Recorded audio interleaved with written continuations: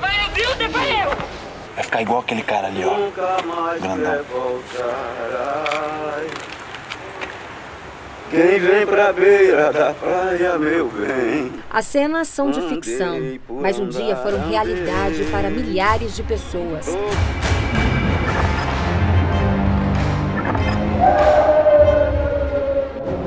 As imagens que você vai ver agora foram feitas na Colônia, maior manicômio brasileiro em Barbacena, Minas Gerais.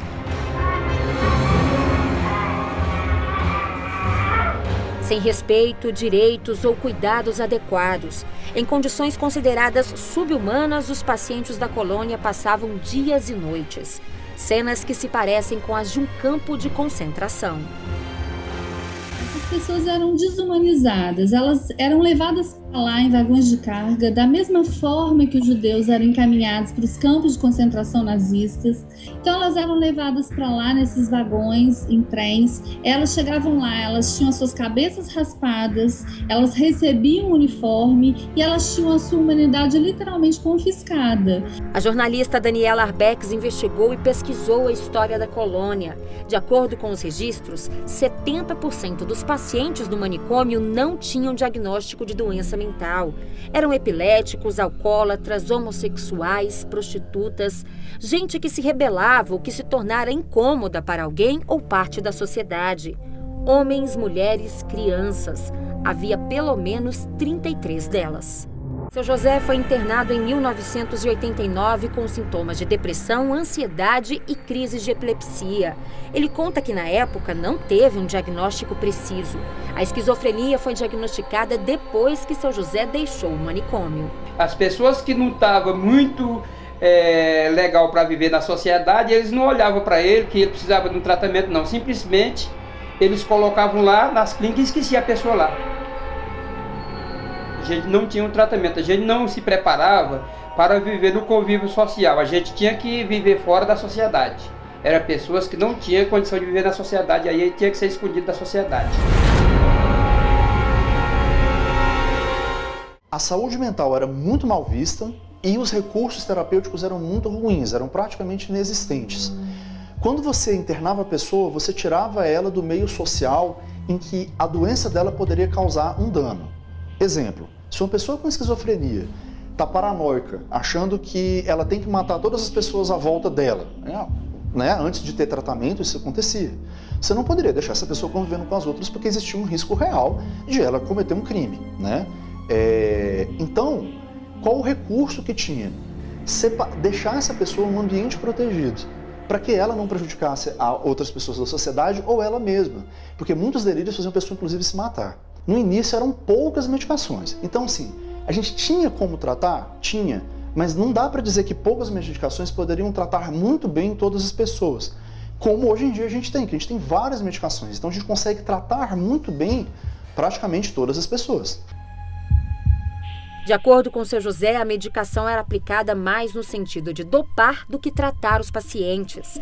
Além disso, não havia alimentação suficiente e adequada. A medicação, na verdade, eu nem sei dizer como ficava. Ficava numa situação que a gente não se conhecia. A gente não se conhecia, nem os próprios colegas que se fazia colega lá dentro não se conhecia. Vocês ficavam dopados? Dopado demais, a gente ficava dopado demais. Então, quando você já estava com o organismo acostumado com aquelas medicações, eles tiravam a medicação para você continuar adoecido, porque o que eles faziam? Eles te davam medicação demais para te tutelar sobre a medicação, e depois que você estava medicado demais, como eles queriam que você continuasse lá dentro, eles não te davam medicação para você continuar doente lá dentro. A alimentação, então, era uma coisa que a gente não tinha. O mingau que eles faziam, hoje eu tenho meus gatos e os meus cachorros, eles comem muitas vezes melhor do que o que eu comia lá, porque na verdade a gente não comia lá, a gente tomava um mingau, eu nem sei de que, mas é como se fosse um mingau de massa de milho hoje, feito sem sal, sem doce, sem qualquer coisa, só aquele mingau esquisito que a gente não sabia nem o que estava comendo.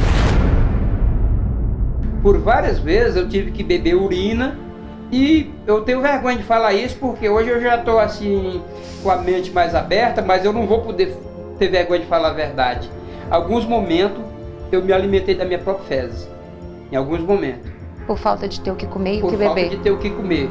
por falta de ter o que comer. A gente ficava 3 dias sem ninguém, nem ir lá na porta, saber se a gente estava vivo ou morto. Então assim, morreu muita gente lá e nunca foi dado um diagnóstico certo de que a pessoa morreu. Geralmente era suicídio. Nunca teve assim uma pessoa que morreu de fome, nunca teve uma pessoa que morreu por falta de cuidado. Sempre foi colocado como suicídio. Em Barbacena, um genocídio. Foram pelo menos 60 mil mortos no maior hospício do Brasil, considerado por muitos um marco na história do país, um holocausto brasileiro. Elas morriam de eletrochoque, que era, entre aspas, a terapia que existia naquele momento, mas que não tinha, com os relatos que a gente colheu, finalidade terapêutica. Esses eletrochoques, eles eram muito mais utilizados para contenção do grupo. Você perder 2 anos da sua vida sem você saber quem é você, sem você saber o que que você, por que você está no mundo, sem você ver ninguém que importe com você, você não perde só a sua dignidade, mas você perde também a vida por muito tempo. Eu costumo dizer que dentro da Clínica Planalto eu morri e vivi muitas e muitas vezes. Mais humanização, sem grades e mais que isso. Um não aos presídios disfarçados de hospícios e a esperança de um tratamento mais digno.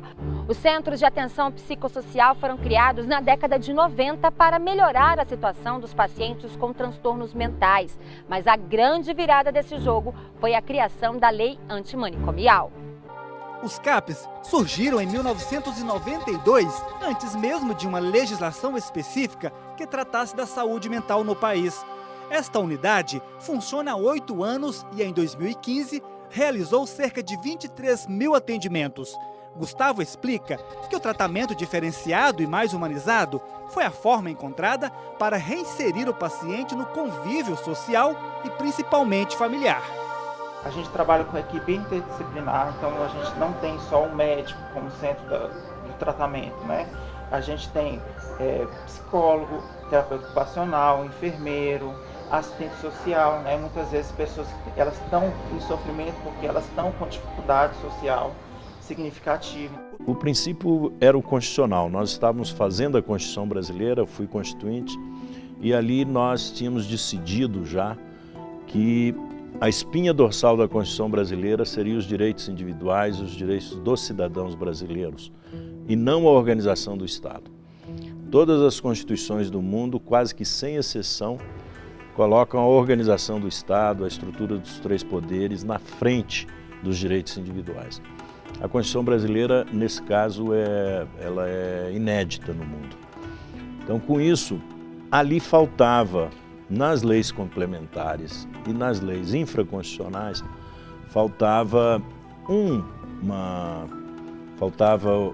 uma categoria de pessoas no artigo 5º. Todos são iguais perante a lei, inclusive os doentes mentais.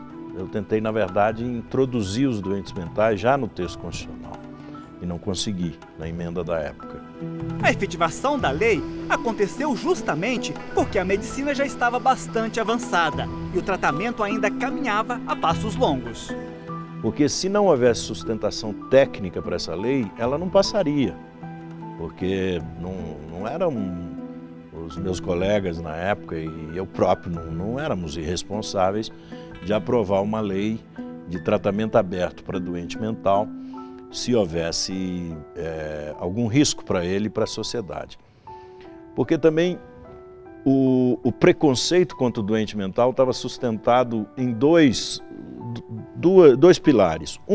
A periculosidade, a ideia de que todo doente mental é perigoso. E a segunda, a incapacidade civil absoluta, que o doente mental não sabe fazer nada, só dá trabalho. A lei garante aos pacientes com transtorno mental atendimento adequado, independente da raça, cor, sexo, orientação sexual, religião e política. A lei dá acesso ao melhor tratamento do sistema de saúde de acordo com suas necessidades. Tratamento humanitário e respeito com foco na recuperação pela inserção na família, no trabalho e na comunidade. Proteção contra qualquer forma de abuso e exploração. A lei também dá direito ao sigilo nas informações prestadas, direito a médicos em qualquer época, livre acesso aos meios de comunicação disponíveis, informações e respeito de sua doença e seu tratamento. Tratamento em ambiente terapêutico menos invasivo. Tratamento prioritário em serviços comunitários de saúde mental. No último levantamento realizado pela Associação Brasileira de Psiquiatria em 2013, o Brasil tinha 23 milhões de pessoas, cerca de 12% da população, com algum tipo de transtorno mental. Deste número, 5 milhões estavam em situação mais grave. E para atender estes pacientes, o Ministério da Saúde oferece aproximadamente 25 mil leitos psiquiátricos, isso em 166 hospitais. E aos poucos, estes estabelecimentos vêm sendo fechados para atender a lei. Eles estão sendo substituídos pelos centros de atendimento psicossocial, que são mais de 2 mil em todo o país. Olha, essa lei é uma transição. O modelo antigo, velho, não predomina, mas o modelo novo ainda não domina.